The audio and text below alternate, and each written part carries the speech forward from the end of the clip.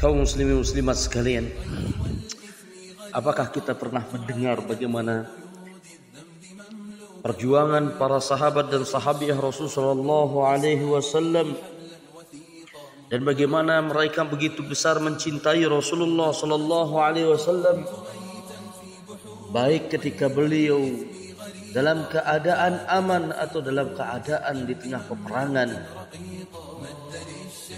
Muhajirin dan Ansar begitu mencintai Rasulullah sallallahu alaihi wasallam, baik itu para laki-laki ataupun para perempuan.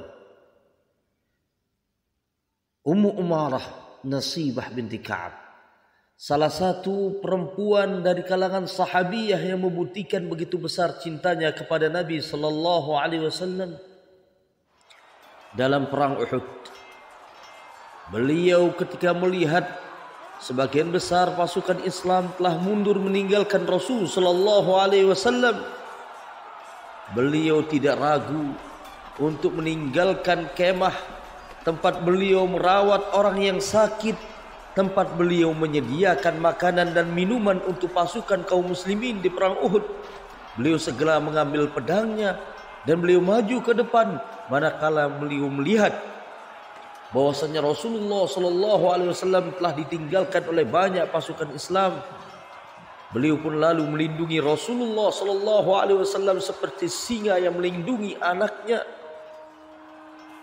Beliau kemudian menghadang datangnya laju serangan dari pihak musuh, di mana di saat itu muncullah seorang laki-laki dari kalangan kaum musyrikin bernama Ibnu Qum'ah yang ingin membunuh Nabi sallallahu alaihi wasallam, di mana dia mengatakan, "Aina Muhammad?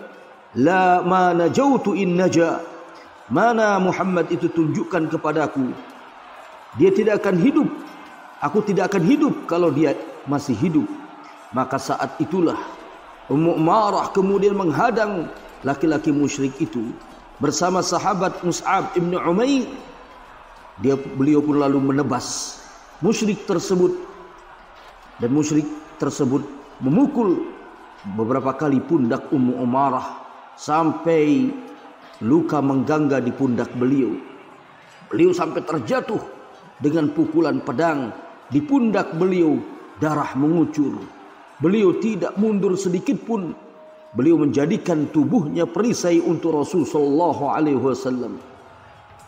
Itulah gambaran yang luar biasa dari Ummu Umarah Nusaybah binti Ka'ab dan kecintaan beliau kepada Rasul sallallahu alaihi wasallam.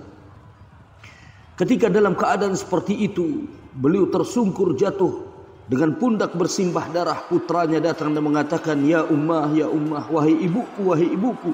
Dan anaknya ingin menolongnya. Beliau mengatakan, "Da'ni, walakin idhhab ila Rasulillah fa'ankidhu." Biarkan aku, tetapi pergilah engkau lihat keadaan Rasulullah, selamatkan dan tolonglah Rasulullah sallallahu alaihi wasallam.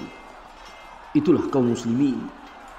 Betapa luar biasanya wanita ini yang menjadikan dirinya perisai untuk Rasulullah sallallahu alaihi wasallam.